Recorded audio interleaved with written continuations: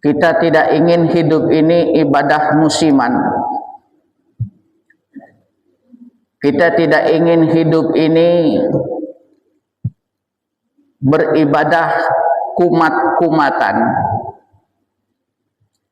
Kita tidak ingin hidup ini beribadah ikut-ikutan. Kita tidak ingin hidup ini seperti orang yang latah. Bahwa bulan haji itu ashurun. Al-hajju ashhurum ma'lumat. Bulan haji itu adalah bulan-bulan yang telah ditentukan. Nikmat Allah mana yang kita dustakan? Maka nikmat-nikmat yang banyak itu, seluruh nikmat yang kita nikmati, mari kita sama-sama mengkaji bagaimana aliran darah kita, detak jantung kita setiap detik itu semua nikmat. Aku menyembahmu ya Allah. Aku banyak masalah hidup ini. Aku minta tolong hanya Engkau ya Allah. Kalau kita bersandar tepat pada waktu sandarannya, kita akan nikmat. Begitu pedang yang tajam, saran dari Nabi Ismail, tajamkan wahai ayah pedangmu biar aku tidak merasakan sakit. Sut, dipotong. Nabi Ibrahim tidak melihat, dia pejamkan mata, tidak tega.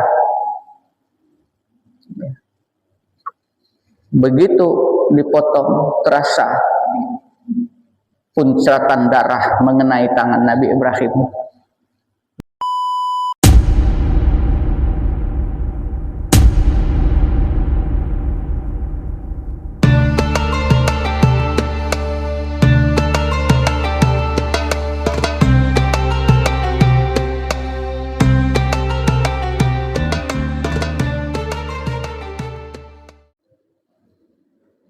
Assalamualaikum warahmatullahi wabarakatuh.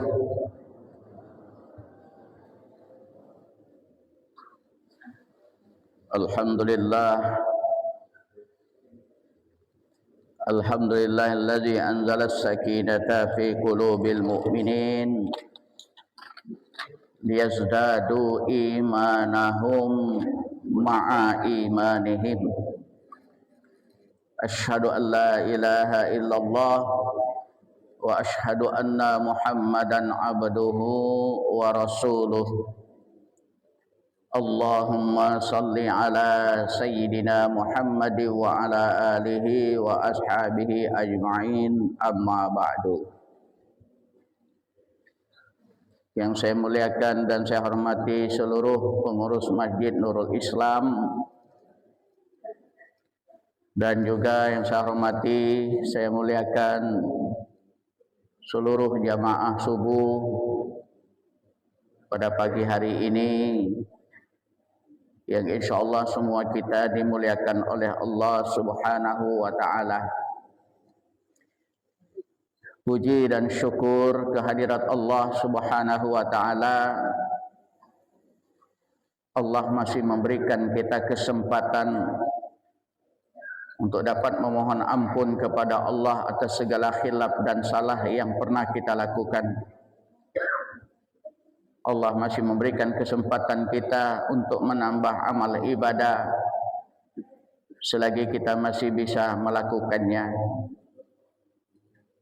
Semoga Allah selalu memberikan nikmat kesehatan jasmani dan rohani kepada kita, dan juga nikmat iman, Islam dan takwa, sehingga kita hidup di dunia ini benar-benar menjadi hamba Allah yang muttaqin, dan pada akhirnya kita kembali menghadap Allah dengan segala macam janji yang telah Allah berikan kepada kita, muiddat lil muttaqin, yang disiapkan oleh untuk orang-orang yang bertakwa, yaitu surga yang luasnya seluas langit dan bumi.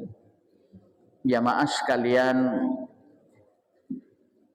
faiza faraghta fansab, ketika engkau mendapatkan suatu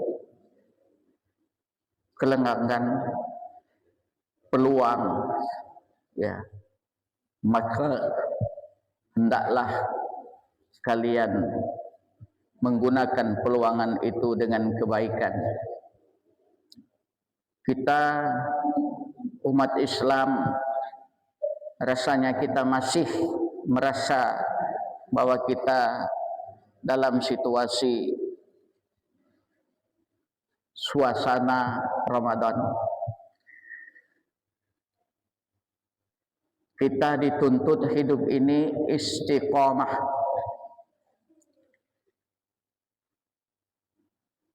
Istiqomah artinya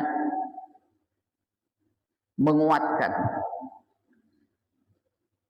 Bisa berarti berkesinambungan. Bisa berarti mantap pada pendirian. Bisa berarti terus menerus.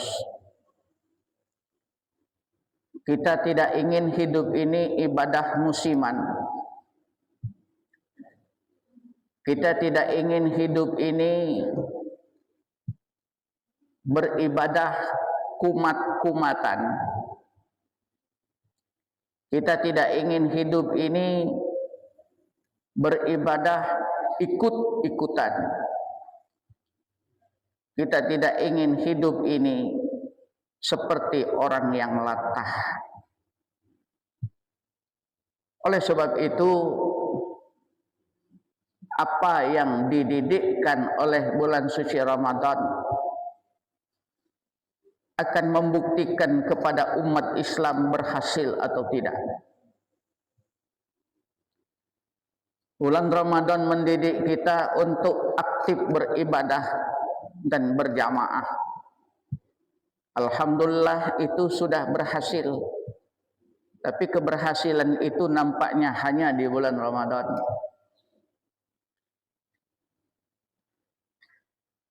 Sedekah,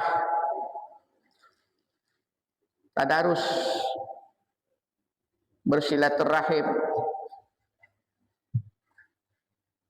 Kemudian masuk bulan Syawal. Bulan Syawal itu hanya orang-orang yang menginginkan, merindukan ibadah yang tak mengenal waktu, tidak mengenal bulan, tidak mengenal tahun, dan tidak mengenal situasi. Setelah Syawal berlalu, mudah-mudahan kita semua mendapatkan 6 hari di bulan Syawal berpuasa yang melengkapi puasa kita di bulan suci Ramadan itu sampai mencapai setahun lamanya.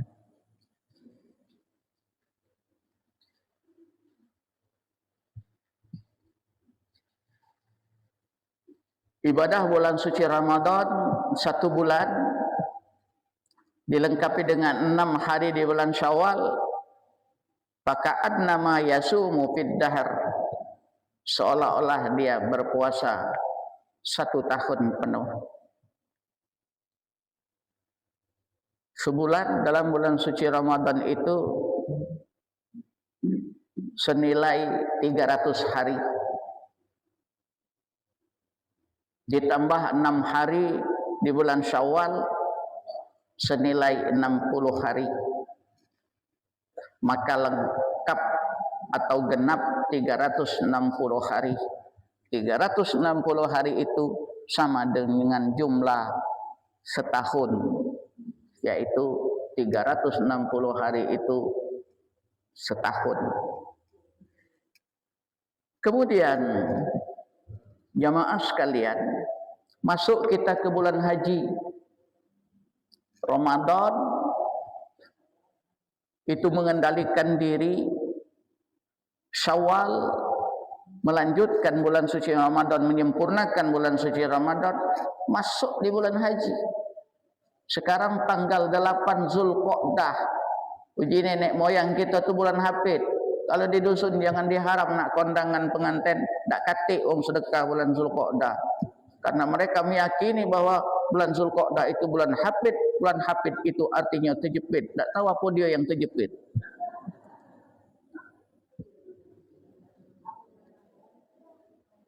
Tak katik undangan bulan Zulqa'dah di dusun-dusun. Kalau kita Palembang lah sudah tahu. Karena kita meyakini bahwa apa yang terjadi di dunia ini bukan ketentuan bulan, bukan ketentuan hari. Tidak ada hari yang tidak baik, tidak ada hari yang paling baik.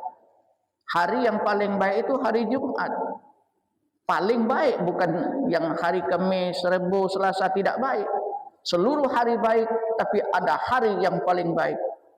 Semua jamaah subuh ini baik, tapi ada yang paling baik. Aku tak pacak nyebutkannya.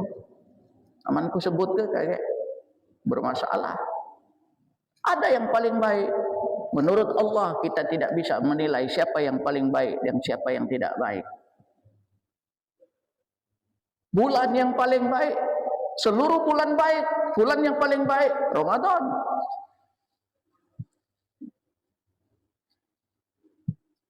Tapi alhamdulillah khususnya dusun aku, siapa nak kepengen tahu dusun aku, gak datang baik ke rumah, gak pun tahu. Tiko-tiko petanya. Tapi meta dewek, kalau peta di Google itu tak katik, tak termasuk. Ya. Ada keyakinan-keyakinan yang tidak diajarkan oleh Rasulullah sallallahu alaihi wasallam. Sekarang kita masuk sudah di bulan haji. Ya. Zulqa'dah, Zulhijjah, Muharram itu bulan haji. Maka di dalam Al-Quran itu ya, disebutkan bahwa bulan haji itu ashhurun. Ya. Al-hajju ashhurum ma'lumat. Bulan haji itu adalah bulan-bulan yang telah ditentukan. Kenapa bulan-bulan? Kan bulan haji itu bulan Zulhijjah. Tentunya al-hajju syahrum ma'lumun. Ini kenapa dalam Al-Quran al-hajju ashhurum ma'lumat. Ashhur, syahrun, syahrani, salah satu ashhurin. Berarti 3 bulan. Bulan apa saja? Zulqa'dah, Zulhijjah, Muharram. Apa yang tidak boleh dalam bulan haji itu? Ya. Rofas, fusuk, jidal. Apa yang membatalkan puasa? Ngomong kotor, ngomong ke uang, menggonjing, berbuat tidak baik, berbala, dan lain sebagainya. Larangan-larangan yang ada di dalam bulan puasa Ramadan sama, seiring, sejalan dengan di bulan haji. Artinya hidup ini jamaah sekalian, itulah yang diharapkan oleh Allah Subhanahu wa taala. Kita kembali kepada fitrah.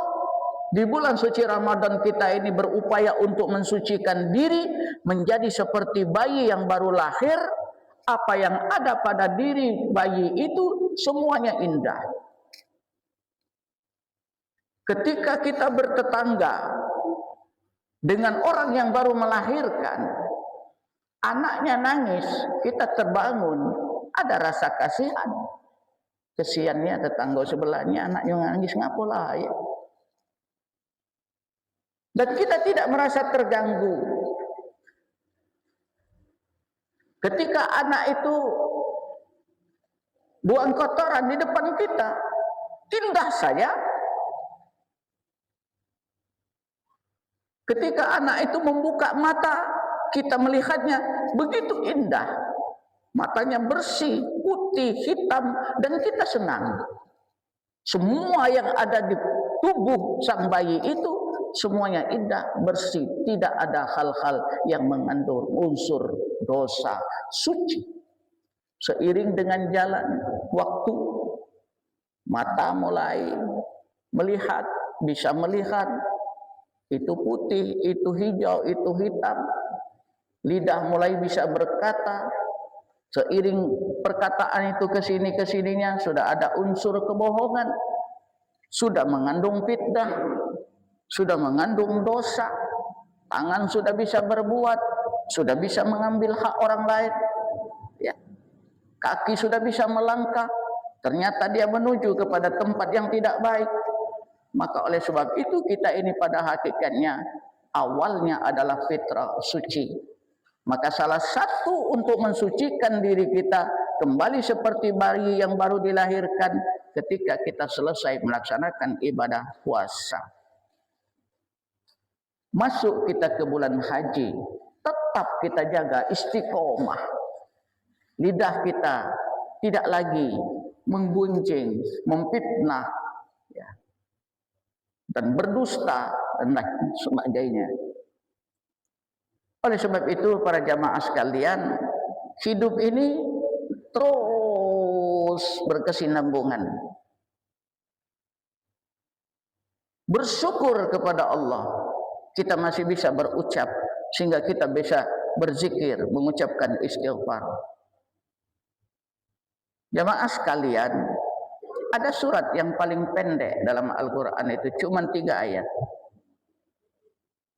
Itulah surat Al-Kautsar. Terkait kita masuk ke bulan haji ini, maka surat Al-Kautsar tampil yang 3 ayat itu. Semua kita hafal, bahkan anak cucu kita juga hafal. Inna a'tainakal kautsar. Sesungguhnya kami telah memberimu Muhammad Al-Kautsar. Al-Kautsar itu ahli mufasir mengatakan sebuah telaga yang ada di surga. Al-Kautsar itu ahli tafsir juga sebagian ulama mengatakan bahwa nikmat-nikmat yang Allah berikan. Maka di situ diartikan sesungguhnya kami telah banyak memberikan nikmat kepadamu wahai Muhammad.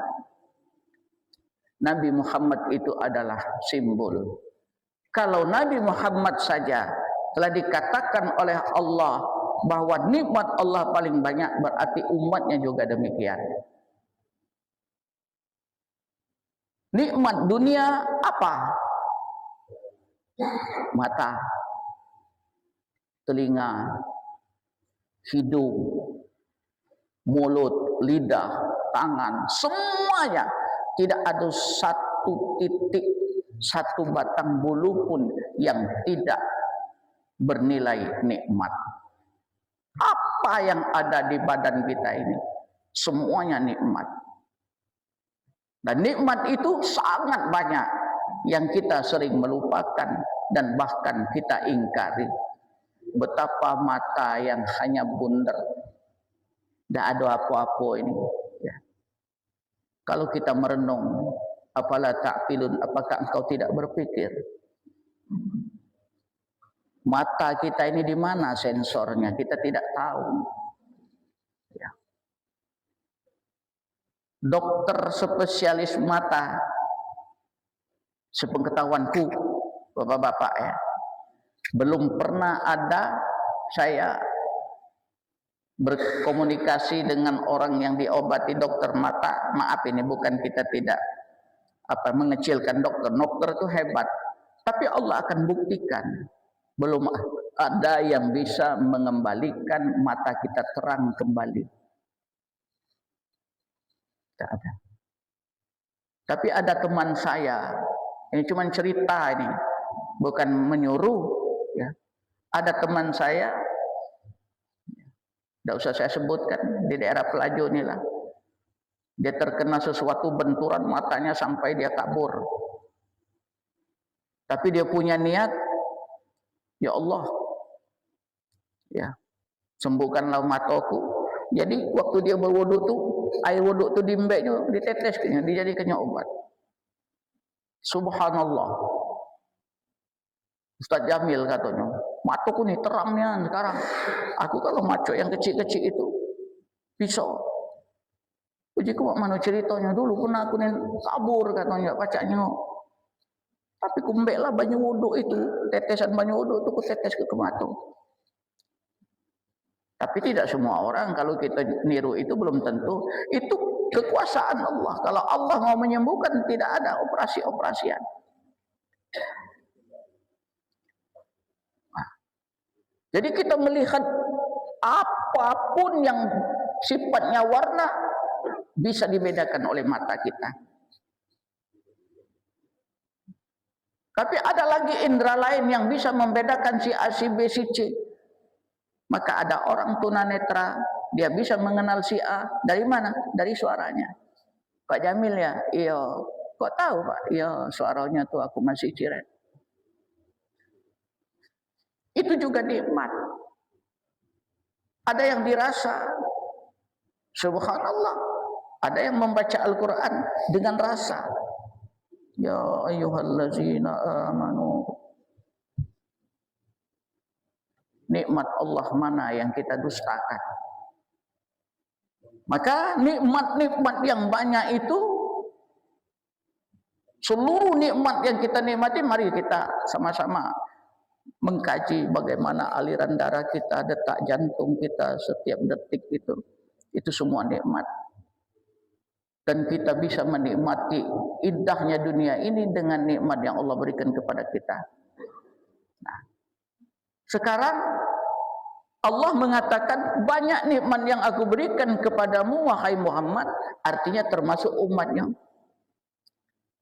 Nikmat yang ada di surga ialah telaga Al-Kautsar yang diperuntukkan kepada Rasulullah SAW, dan kita umatnya nanti akan merasakan nikmatnya air telaga Kautsar itu. Kalau dalam hadis dikatakan satu kali kita minum air telaga Kautsar itu, sepanjang masa kita tidak akan merasakan haus. Pada suatu hari Rasulullah berjalan sama Jibril, kemudian ditunjukkanlah telaga itu. Rasulullah takjub. Di sekelilingnya itu ada tenda-tenda yang terbuat dari intan permata dan pedani. Airnya begitu bersih, jadi sampai Rasulullah itu nepak air itu. Begitu seger dia. Istimewa. Sampai Rasulullah bertanya, ya malaikat Jibril, apa ini? Kata malaikat Jibril, itulah Al-Kautsar yang diperuntukkan untukmu oleh Allah Subhanahu wa ta'ala. Sekarang kita umat Nabi Muhammad yang mendapatkan nikmat-nikmat yang di dunia ini, segala macam lah, nikmat sehat, nikmat rezeki, ya, nikmat kebahagiaan yang lain. Apa yang Allah minta kepada kita? Fasalli, salatlah. Fasalli li rabbika, salatlah buat Tuhanmu, untuk Tuhanmu. Li di sini untuk bukan berarti Allah yang menikmati, itu bukan. Artinya kita membuktikan bahwa kita ini adalah hamba Allah. Salat tidak membuat Allah menjadi rugi kalau kita tinggalkan. Tapi salat itu kita lakukan pengakuan kita kepada Allah Subhanahu wa ta'ala bahwa kita adalah hambanya. Allah tidak minta apa-apa dari situ sebetulnya. Cuman Allah ingin tahu bahwa engkau itu mengakui atau tidak bahwa aku ini Allahmu. Sama baik kita, Pak. Kalau mudik ke dusun, oi kau ni tak mudik-mudik. Masih ada tak wong tua? Ada. Mudik lah. Oh. Untuk wong tuamu. Wong tua gitu tidak pernah mengharap bahwa kita tu mudik bawa apa-apa, tak pernah. Tak tahu ini kalau bapak-bapak, aku belum mengalami Pak. Kalau bapak-bapak itu anak mantunya datang itu kira-kira yang dijenguk tu bawaan apa kehadiran mereka. Terkadang anak cocong mudik dari kota ke dusun itu bawa roti, gabing, sup, sebungkus. Ya. Mak itu datang, assalamualaikum, masya Allah, cocok, daklah diaguinya roti gabing tadi. Begitu balik ke kota, apa yang terjadi? Pisang setandan, ayam 4 ekor, beras 10 kilo, ketan 10 kilo, digawak dari dusun ke kota, ngawak roti gabing sebungkus. Omongan tadi mudik untuk orang tua. Begitulah Allah. Kita menyembah Allah bukan berarti untuk kebutuhan Allah. Allah tidak butuh apa-apa. Begitu kita menyembah Allah, apa yang Allah berikan kepada kita, yang kita semua tidak sadar, kesehatan, kebahagiaan, ketenangan, semua kita minta. Dari salat ini jamaah sekalian, sebetulnya maaf, bukan tidak penting, penting. Allah mengajarkan kita berdoa, tetapi kita tidak terlalu penting. Ya Allah, kayakan aku. Ya Allah, bahagiakan aku. Ya Allah, angkatlah derajatku. Sebetulnya tidak penting. Kenapa saya kata begitu? Kalau kita sudah sholat, semua sudah ada di situ. Apa yang kita baca? Surat Al-Fatihah. Pertama kita memuji Allah. Alhamdulillahirabbil alamin, Ar-Rahmanir Rahim, Maliki Yaumiddin. Di situ pujian kepada Allah. Kemudian baru masuk Iyyaka na'budu ya Allah. Aku sudah menyembahmu ya Allah. Kepadamu aku menyembah ya Allah. Aku menghambakan diri. Aku ini hambamu ya Allah. Wa iyyaka nasta'in, kepadamu aku minta tolong. Minta tolong apa? Kata Allah. Sekarang waktunya engkau meminta kepadaku. Semua yang kau minta akan aku berikan. Apa yang kau minta tolong? Situ sudah tercakup. Kalau aku miskin, tolong aku ya Allah, lepaskan dari kemiskin. Kalau aku dimusuhi orang, tolong lepaskan aku ya Allah dari sifat orang-orang yang memusuhiku. Ya. Kalau anak-anakku sulit untuk kuatur, tolong aku ya Allah. Aku tidak mampu untuk memberikan hidayah, hanya Engkau. Gampang kata Allah. Salat kita di surat Fatihah itu sudah lengkap. Sembah aku kata Allah. Aku lebih tahu apa yang kau butuhkan. Tapi terkadang kita salah cara menyembah Allah. Sudah sholat, kita minta doanya, kita ngatur Allah. Ya Allah ya Tuhanku, hidupku ini dari bujang, dari gadis sampai ke tua ini susah terus ya Allah. Mana caranya ya Allah? Aku ini minta harta, tak pulau nak banyak-banyak, yang penting cukup ya Allah. Minta kepada Allah tu tak usah rinci gini. Kalau terlalu rinci malah salah. Ya. Banyak orang berkata, khususnya budang-bujang yang galak berdoa nih, gadis-gadis, ya Allah berikan aku jodoh yang kaya supaya aku hidup senang. Jadilah dia dengan anak raja. Rupanya di kerajaan itu selalu diatur. Keluar rumah tak boleh. Ada waktunya, ada protokolnya. Akhirnya apa, terkekang. Nah, kalau mak ini susah ya Allah, nah kata kau kalau minta anak orang kaya. Ya. Jadi dalam Al-Fatihah itu jamaah sekalian, lihatlah, buktikan orang yang tidak pernah meninggalkan sholat, kehidupannya dia tidak kaya barangkali dalam segi materi, tapi dia kaya dalam hatinya.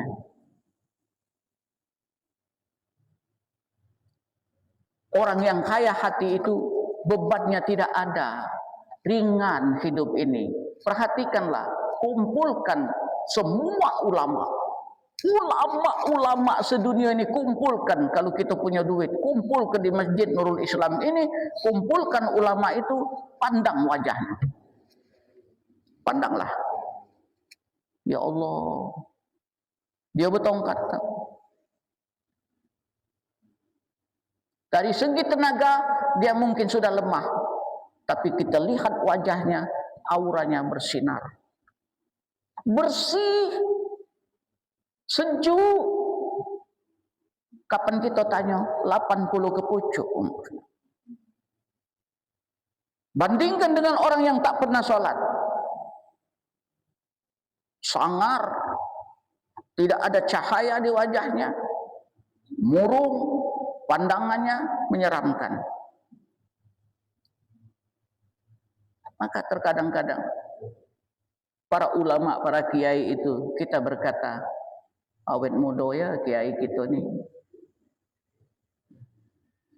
Bukan awet muda, cuman cahaya wajahnya itu ada cahaya malaikat rahmat yang selalu mendampinginya. Nah, fasolli, solatlah. Tak usah kita uraikan terlalu panjang. Aku ni kepengen kuliah subuh ni cak 10 menit. Cuman pecah kapan lah ngomong nyerocos. Solat. Kalau kita tak pacak berdoa, ibu-ibu pakai bahasa Arab, pakai bahasa Indonesia. Berdoa sesudah solat pakai bahasa Indonesia, saro nak ngatur tata bahasanya cak mano. Sudahlah, Allah tahu. Dari surat Fatihah itu sudah terangkum kalau-kalau. Aku menyembahmu ya Allah. Aku banyak masalah hidup ini. Aku minta tolong hanya Engkau ya Allah. Kalau kita bersandar tepat pada waktu sandarannya, kita akan nikmat. Tapi kalau kita salah bersandar, kita terjengkang.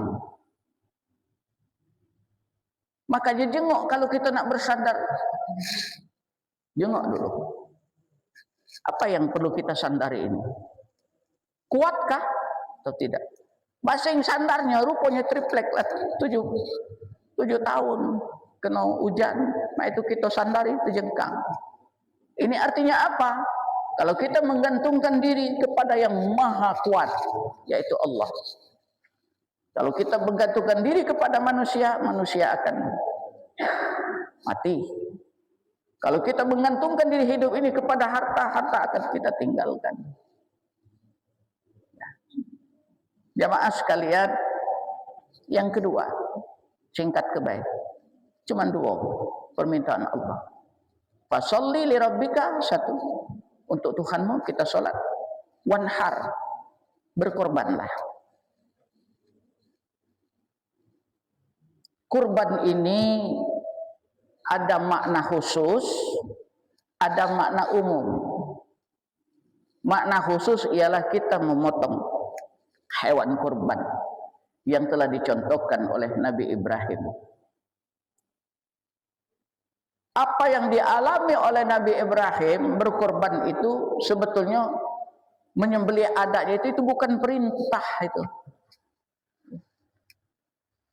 Nabi Ibrahim disuruh Allah memotong anaknya nama Ismail, itu bukan perintah sebetulnya. Itu ujian. Diuji oleh Allah. Anak semata wayang yang diperoleh doa demi doa. Kemudian anak itu dilahirkan di tempat yang sunyi, tidak ada tanda-tanda kehidupan. Diuji oleh Allah. Ternyata Nabi Ibrahim rasa kepasrahan dirinya kepada Allah itu melebihi segala-galanya. Maka dalam kita nak motong kurban itu, jamaah sekalian, bismillahirrahmanirrahim, Allahu akbar. Hadza minka walaka fataqabbal. Hewan kurban ini darimu ya Allah, dan kami persembahkan untukmu ya Allah. Fataqabbal, maka terimalah. Itulah yang ada di hati Nabi Ibrahim. Ya Allah, anakku sikok-sikoknya yang aku sayangi ini darimu, pemberianmu aku minta darimu, kau beri. Sekarang kau minta dari tanganku, ya Allah, aku berikan. Terimalah.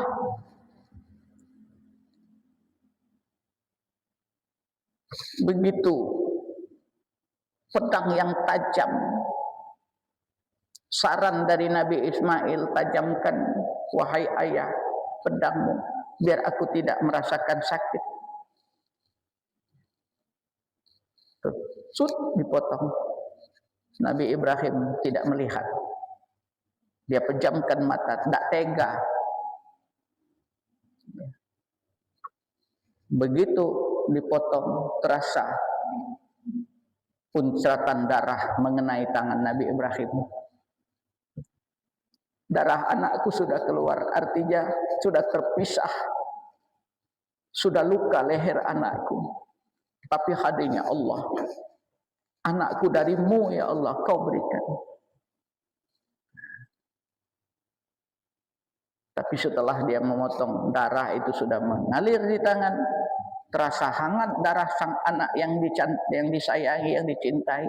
Terdengar suara, laqad shaddaqta ru'ya inna kadzalika najzi minal muhsinin. Kau telah membenarkan mimpi itu adalah perintah dariku, dan begitulah cara aku membalas orang-orang yang baik. Nabi Ibrahim melihat ternyata bukan anak yang dicintai seekor domba. Nabi Ismail sudah ada di samping, yang tadinya tidak ada apa-apa. Allah Maha Kuasa, tidak susah bagi Allah. Allah cuma nguji sampai di mana penyerahan dirimu kepadaku, kata Allah. Maka itulah. Jadi jamaah sekalian, kalau kita sekarang cuma sekedar seekor sapi, tidak ada artinya bagi orang-orang yang duitnya banyak. Tapi bagi kita yang hidup pas-pasan rasa mahalnya seekor kambing, tapi bukan besarnya sapi, bukan kecilnya kambing dinilai Allah, tapi kemampuan kita itu, rasa dekatnya hati kita kepada Allah itu.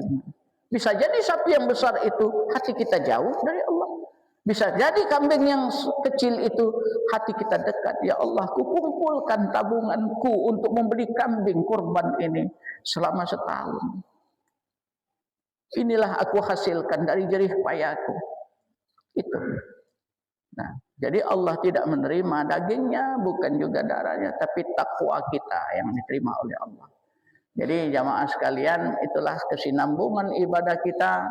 Maka Sayyidina Ali mengatakan bahwa pahala korban itu bulu-bulunya, tetesan darahnya, kerat dagingnya itu semuanya dibalas pahala. Ya, kita melangkah, setiap langkah kita itu satu kebaikan, bulunya satu kebaikan. Ya, kalau bapak-bapak kepengen tahu kayak kulit sapi itu yang sudah dipisahkan itu, mbak, ya, kalau katik gawe, ya ini sapi yang aku korban tadi, ya, kata Nabi setiap bulunya itu ada pahalanya. Bo nak ku hitung sikok-sikok, kira-kira hitung tak? Nah, itu saking banyaknya. Kalau katik gawe berapa? Panggung rumah, coba bu, aku ngitung kamu catat. Ini bulunya sapi ini. Ya, ini kalau katik gawe dan ya, sudah itu kakek panggil ya biar viral gitu, ngitung bulu sapi biar viral. Jamaah sekalian, alhamdulillah kita masih diberikan oleh Allah kesempatan, usia, umur, dan sampai saat ini kita sehat. Jadi kalau kita bandingkan dengan Nabi Ibrahim, tidaklah sebanding. Seorang anak yang sangat disayangi itu disuruh oleh Allah untuk kurban. Jadi pernah itu jalan-jalan kan ke dusun-dusun itu, telah penuh penduduk dusun itu, tidak kurang dari 400 kepala keluarga. Tapi kapan ku tanya berapa korban, sikok cuma, sikok sapi, ya. Nah, jadi di situ kita bisa menilai tingkat ketakwaan penduduk desa itu. Kemudian jamaah sekalian, fasholli li rabbika wanhar, dan berkorban. Dan ayat yang ketiga, inna syani'aka huwal abtar. Sesungguhnya orang yang membenci Muhammad dialah orang yang terputus. Ayat ini turun di Madinah. Nah, karena asbabun nuzulnya itu ketika putra Nabi Muhammad SAW bernama Ibrahim meninggal masih kecil. Kata Al-As bin Wail, antak lah kau aja gitu nih. Al-As bin Wail itu kapan dengar nama Nabi Muhammad benci-bencinian. Benci-bencinian. Termasuk Abu Lahab. Ya, benci. Nah, kau tamat riwayatmu Muhammad. Tak katik lagi yang nak neruskan itu. Maka turun surat ini. Inna syani'aka huwal abtar. Sesungguhnya orang yang membencimu itu Muhammad, dialah yang terputus. Nabi Muhammad sampai dengan sekarang ini, Masya Allah, terus namanya diucapkan, disebut-sebut, dan tidak akan habisnya sampai hari kiamat. Jadi jamaah sekalian, akhir daripada kuliah subuh kita pada pagi hari ini, orang yang membenci, orang yang telah mendekatkan diri kepada Allah itu tidak akan rendah. Berapa banyak orang yang dihinakan, tapi justru dia diangkat derajatnya. Berapa banyak orang yang dimuliakan, tapi justru dihinakan oleh Allah Subhanahu wa Ta'ala. Itulah tadi sandaran. Kalau kita bersandar kepada Allah, maka jangan takut. Di dunia ini cuma dua, seluruhnya ya, Allah ciptakan berpasang-pasangan. Senang, tidak senang. Bagus, tidak bagus. Ada yang panjang, ada yang pendek. Semua ada dua. Jadi jangan berharap kita ini ingin disenangi oleh orang semua. 10 orang yang ada di situ, pasti ada yang tidak senang dengan kita. Kita tidak usah takut dibenci oleh orang, tapi kita takut dibenci oleh Allah. Ya. Tidak sedikit orang yang derajatnya terangkat itu akibat dari dibenci orang.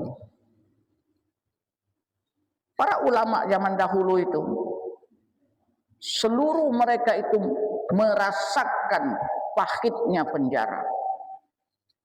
Termasuk Nabi Ibrahim hidup di zaman Raja Namrus, Nabi Musa hidup di zaman Fir'aun. Ya. Mereka dibenci. Jadi jangan kita putus asa.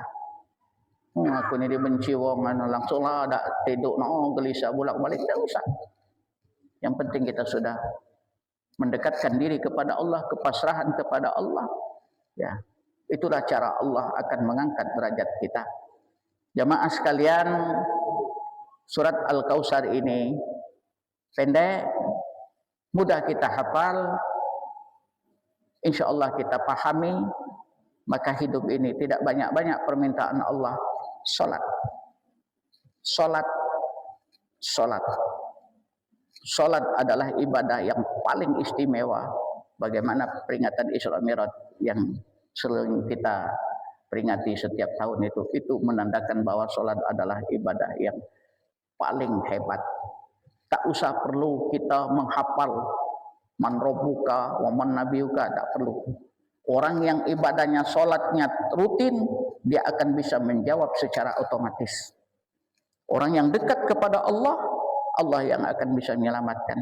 Sekarang mata dunia terbuka. Seluruh dunia terbuka dengan negara yang namanya Iran. Coba terbuka kan, terberangah orang-orang dengan negara Iran. Mereka cuma satu keyakinan, Allah, Allah, Allah. Begitu mau meluncurkan kaligrafinya, semua ayat Allah, hadis ditulisnya di situ. Walau mereka berbeda pendapat, ya, tapi Tuhannya Allah, nabinya Nabi Muhammad SAW. Ya. Jadi kita tidak perlu nak memperdebatkan masalah pemahaman, tapi syar'inya itu tidak ada beda kita. Apa yang terjadi sekarang? Tidak perlu saya ceritakan karena itu bukan bidang saya dan saya bukan ahli di bidang itu, tapi dengan kasat mata kita melihat pertikaian pada saat ini Allah yang akan membantu. Mudah-mudahan kehidupan kita sampai kita nanti akhir daripada kehidupan ini jangan jauh dari Allah. Pasrahkan kehidupan kita kepada Allah. Hidup itu pasti ada godaan. Hidup itu pasti ada rintangan. Semuanya. Jangan kita buat sedih. Tapi sedihlah kita kalau Allah jauh dari kita. Jangan kita susah dibenci oleh orang lain. Tapi susahlah kita kalau Allah sudah membenci kita. Jangan kita khawatir kalau kita tidak dihormati orang. Tapi khawatirlah kalau Allah tidak menghormati kita. Ini saja yang dapat saya sampaikan. Mudah-mudahan apa yang saya sampaikan ini ibarat aki mobil, aki motor, ngecas tapi ngisi dewek, menasehati diri sendiri. Dan terima kasih atas perhatiannya. Mohon maaf bila ada khilaf dan salah. Hidup kita landasan kepada Allah. Salat jangan kita tinggalkan. Kemudian berkorbanlah. Hewan adalah sekadar simbol, tapi dekatkan diri kita kepada Allah. Kalau kita tidak punya hewan korban, tapi kita tetap mendekatkan diri kepada Allah. Apa yang kita miliki, dekatkan. Aku masih punya hati ya Allah, aku dekatkan hatiku untuk berzikir kepadamu.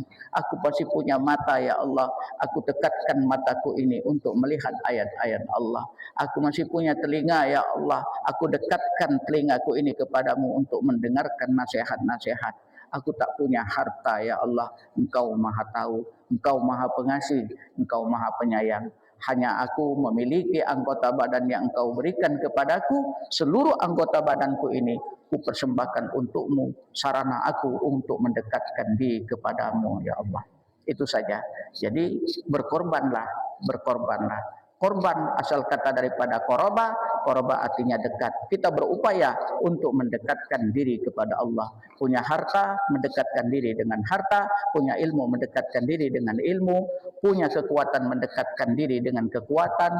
Punya kekuasaan, mendekatkan diri dengan kekuasaan. Pokoknya apa yang kita miliki itu sarana untuk mendekatkan diri kepada Allah. Semoga Allah senantiasa mencurahkan rahmat, taufik, hidayah, maghfirah dan barokahnya kepada kita semua.